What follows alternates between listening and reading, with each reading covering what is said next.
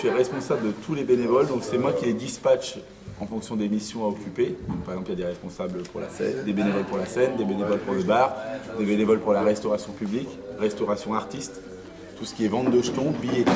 Et moi, je décide du nombre d'équipes et de qui fait où, en fonction des désirs des gens, bien entendu.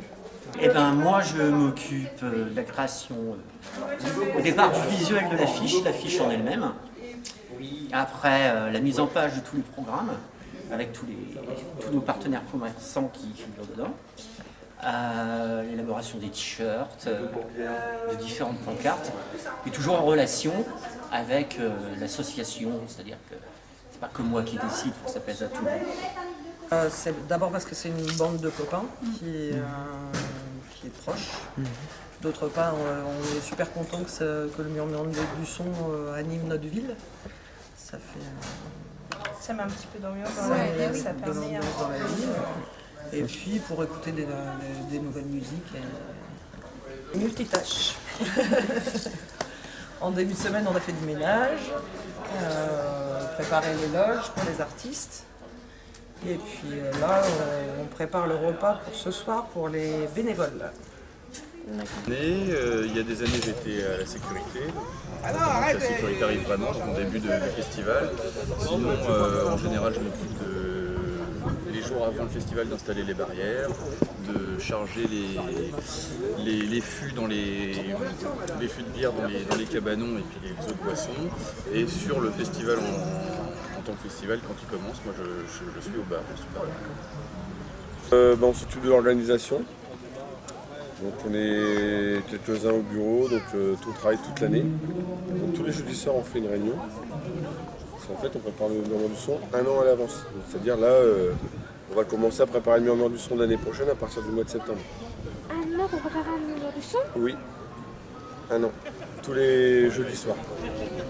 Entre autres, plus le temps, entre deux, on cherche des partenaires pour nous donner de l'argent. Parce que c'est pas gratuit, il faut payer les artistes, il faut payer la scène toute la nuit, il faut tout payer. Donc toute l'année on travaille là-dessus, on essaie d'aller voir les gens pour qu'ils nous donnent un petit peu d'argent. On essaie de trouver les artistes aussi à l'avance parce qu'il faut les réserver longtemps à l'avance. On s'occupe des commandes, de la bière, du pain, tout ça, tout est prévu longtemps à l'avance. Alors je ne suis pas au conseil d'administration parce que je suis sur Rouen et je ne peux jamais être aux réunions, donc je préfère laisser ma place à des gens qui sont là pour donner leur avis. Et du coup, responsable de tout le côté alimentaire ? Voilà, tout ce qui est restauration, ouais, restauration. Du festival. C'est-à-dire le grand barnum qui se trouve là-bas. D'accord. Du coup, il y a plusieurs bénévoles derrière. Donc cette année, on est 25 bénévoles là, que pour la restauration. D'accord. Du coup, vous tournez. Voilà, donc il y a déjà 6 filles devant qui font le service, qui demandent. Ils se retournent, derrière il y a une autre table où il y a 5 personnes qui préparent les trucs. Donc les filles qui servent, elles demandent, elles se retournent, on leur donne. Ça va très vite. On a 5 personnes au barbecue. On a deux fois 2 personnes en permanence aux friteuses, parce qu'on a 2 points frites à l'opposé sur le barbecue. Et après, on a des gens qui tournent un peu comme... Alors moi, je suis au Murmure du son, je suis au conseil d'administration. Donc j'aide un peu à la gestion du Murmure et dans l'organisation. Et c'est quoi administration ? Alors je te dis, c'est donc faire des réunions régulières pour préparer le festival. Et donc moi, je suis administrateur parce que je représente la mairie de... Je suis conseiller municipal et donc dans le conseil d'administration il y a des conseillers municipaux et moi j'en suis un. Le créateur de ce festival, enfin le créateur, j'ai repris en fait la Grande Marmite qui s'était arrêtée en 2009. Je l'ai repris en 2010, 11. Voilà, j'ai changé le nom. Et maintenant je suis vice-président de l'association. Et vu que je suis régisseur général du théâtre du château, je m'occupe de tout ce qui est technique et je travaille à la mairie, je m'occupe aussi de l'implantation du site. Tout simplement, suite à l'arrêt du festival qui était existant à l'époque, qui s'appelait le festival de la Grande Marmite, les habitants de la ville 2 étaient déçus de ne plus avoir d'événements musical dans leur ville. Et du coup, au bout de 2 ans sans festival, j'ai décidé de prendre le risque de remonter un événement. Voilà. Donc j'ai contacté la municipalité pour avoir une petite subvention à l'époque. Et puis voilà, aujourd'hui, on en est là. Comment vous faites le choix des artistes? Ouais. Concrètement, pourquoi faire venir par exemple Joey Star, La Rue qui est à nous cette année C'est un choix qui est décidé ensemble. Il y a quand même François et Antoine, le président, qui sont 2 personnes qui prospectent en fait les musiques actuelles. Parce qu'il y a des groupes qui émergent, d'autres qui s'éteignent. Il y a des groupes qui sont plus écoutés à certains moments, etc. Donc il faut avoir un suivi quand même assez rigoureux des groupes d'actualité. Et donc voilà, ces gens-là, François et Antoine, sélectionnent comme ça des groupes et nous les soumettent. Et c'est comme ça qu'on décide. Alors après, il y a aussi des groupes qui nous sollicitent. Et quand ces groupes nous sollicitent et que c'est intéressant, on peut très bien faire le choix. Mais c'est difficile de choisir 5 groupes parce qu'on en a des dizaines et des dizaines intéressants. Après, il y a le prix qui rentre en ligne de compte. Je ne te cache pas que c'est une question qui arrive vite sur la table. Prix et notoriété, est-ce que ça vaut le coup de payer aussi cher? Est-ce que c'est tout un calcul à faire? Mais c'est collégial en tout cas, le choix. Alors en fait, je m'occupe des jetons. En fait, sur le festival, il n'y a pas d'argent qui circule. Du coup, les gens, ils transforment leur argent en jetons et comme ça, ils peuvent acheter à boire, à manger, des petites crêpes, etc. Du coup, ça permet d'éviter qu'il y ait de l'argent qui se perde entre eux. Ça fait 5 ans que je suis à ce poste-là. Donc responsable des jetons. Oui, responsable, on est plusieurs quand même. Là, on va être 8 au total ce soir à faire ça. Ok. Et donc du coup, si les jeunes veulent acheter des jetons, comment ça se passe concrètement? Ils viennent ici et puis en fait, ils vont nous dire le nombre de jetons qu'ils donnent. Donc vous voyez, un jeton égale 1,25 €. Donc à partir de là, par exemple, s'ils veulent 10 jetons, on va leur dire que ça nous donne 12,50 € et ensuite on va leur donner des jetons. Voilà, c'est ça. Parfait. Et du coup là, vous aurez assez de jetons? Ou à chaque fois ça transite après? En fait, à chaque fois ça transite. Là, si on est plein ce soir, la quantité de jetons qu'on a, c'est 10 jetons par personne, par festivalier.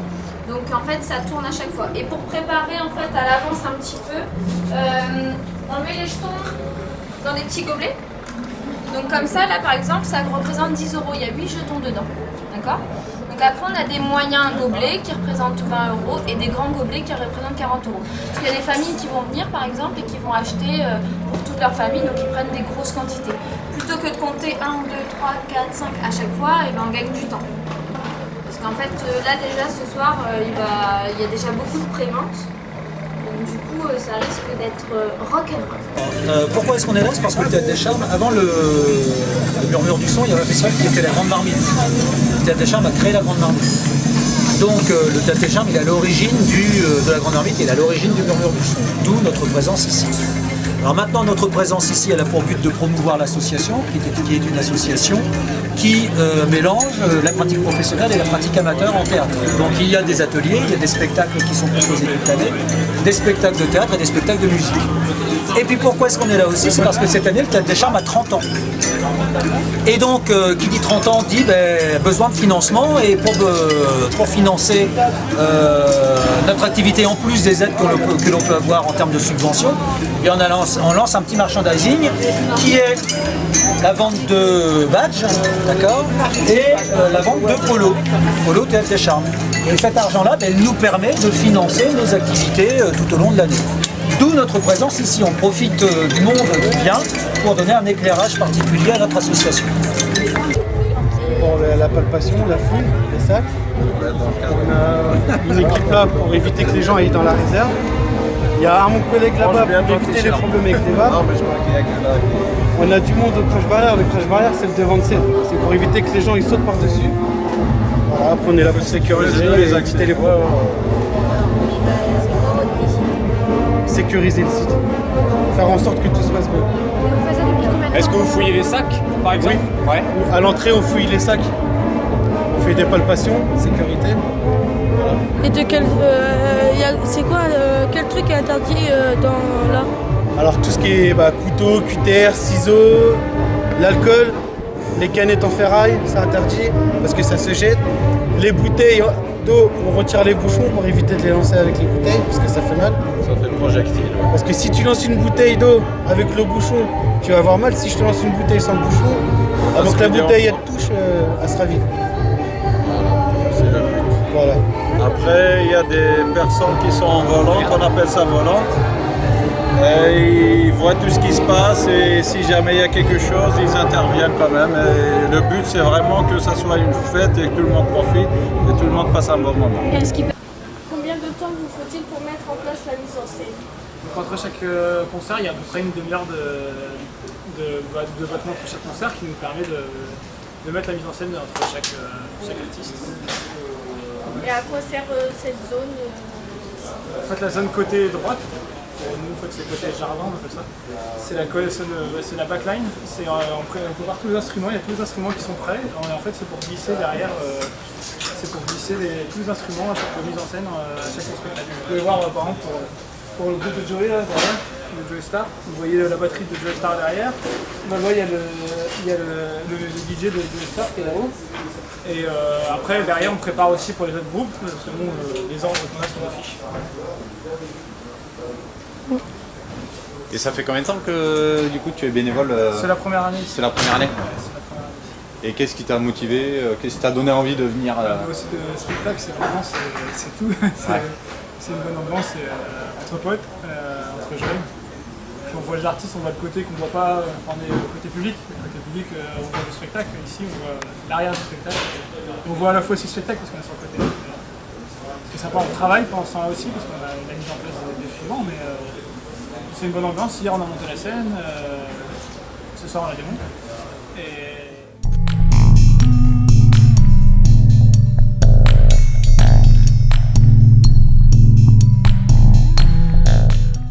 Ah, je fais quoi ici? Je suis percussionniste, je suis batteur et percussionniste en fait au départ. Percussionniste classique, des timbales, de la musique d'orchestre, la musique classique. Et puis à côté de ça, j'ai appris quasi tout seul à jouer de la batterie. Au début j'avais un prof, et après je me suis débrouillé tout seul. Et j'ai tout mélangé dans une installation qui est derrière moi. Voilà, et ça s'appelle Soloops. Pourquoi Soloops? Parce que je fais des boucles. Loops, en anglais, c'est des boucles. Et je fais des boucles. Voilà. Et dans tous les instruments, vous avez là, lequel vous préférez le plus? Je crois que je les aime tous. J'ai pas de préféré. C'est la première année que vous venez sur le mur du son? Alors, sur le mur du son, c'est la première année. C'est un festival que je connais parce que je suis originaire d'ici. Voilà, j'ai même commencé la musique ici. L'école de musique, c'était d'ailleurs dans la cour, juste derrière, là, juste près de la scène, là. Voilà, donc je suis super content d'être là, voilà. Pourquoi cette passion de la musique? Je crois que ça t'arrive comme ça. Moi, j'ai commencé gamin avec une flûte à bec. Et j'adorais ça. Et dès que j'ai eu une flûte à bec dans tout ce que j'écoutais à la radio, j'essayais de le jouer avec ma flûte. Donc tu vois, pourquoi cette passion? J'en sais rien, ça arrive comme ça. J'ai jamais été fichu de mettre un panier de basket, mais la musique, ça a toujours été mon truc. Qu'est-ce qui m'a convaincu de faire de la musique?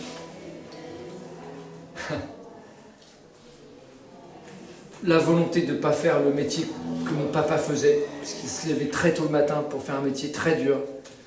Et je me suis dit, non, tout mais pas ça, il faut que j'y arrive. Il faut travailler, mais non, pas ça. Quelque chose que j'aime. Et ça m'a pris du temps. Et ça m'en prend encore, parce que c'est pas fini. Quand vous avez voulu créer un groupe Créer un groupe parce que c'est toujours mieux, c'est ce que j'ai dit au public, mais c'est toujours mieux d'être ensemble. Voilà, on vient de finir le championnat d'Europe de foot. Les équipes qui ont réussi, c'était des équipes avec des individualités fortes, mais surtout avec un esprit ensemble. C'est ensemble qu'on est plus fort. Et donc, faire un groupe, c'est ça. Et là, ce soir, même si c'est pas modeste de dire ça, on a été assez fort. Parce qu'on avait On avait un listing de chansons qui n'était pas habituel et on a fait un bon concert. Faire un groupe, c'est s'aider, c'est mettre de l'énergie ensemble. Et quand on y arrive, c'est vraiment magique. C'est la meilleure chose qui puisse nous arriver. C'est une façon de s'aimer d'une certaine façon, c'est de l'amour d'une certaine façon. On est venu tout simplement parce qu'on nous a repérés sur Facebook et il voulait absolument trouver des fanfares déambulatoires pour animer la ville en festival off et animer les quartiers auprès des commerçants et des habitants. Pourquoi les Mario Bras? Bon, c'est tout simplement pour l'état d'esprit festif. Et puis Mario Bros, brass en fait en anglais ça veut dire cuivre. Voilà, donc cuivre, comme on est essentiellement des cuivres, Mario Bros, Mario Bras, voilà, on voulait juste faire un petit jeu de mots et puis on trouvait ça facile à s'habiller et du coup c'est facile pour nous. Voilà, nous s'appelle les Diablo Watts. Le groupe a 15 ans d'existence bientôt. Et voilà, donc il a suivi plusieurs structures en fait. Et là, on est sur un plateau, on fait du rock et du rock. Qui fait quoi en fait entre vous deux? Je suis chanteur-guitariste, j'ai DJ guitariste. Et on a un bassiste et un batteur aussi. Qu'est-ce qui vous a emmené à venir ici pour chanter? On est de la région, entre guillemets, on va dire, donc voilà. La mer nous a mis ici. Et c'est votre première année? Ici, oui.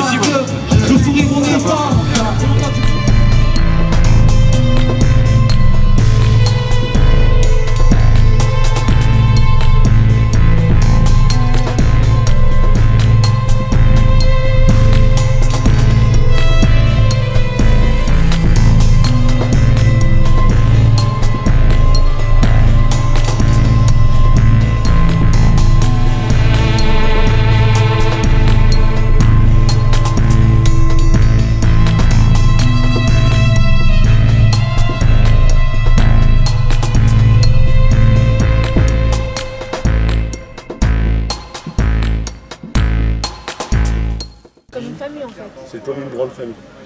C'est exactement ça, t'as bien résumé.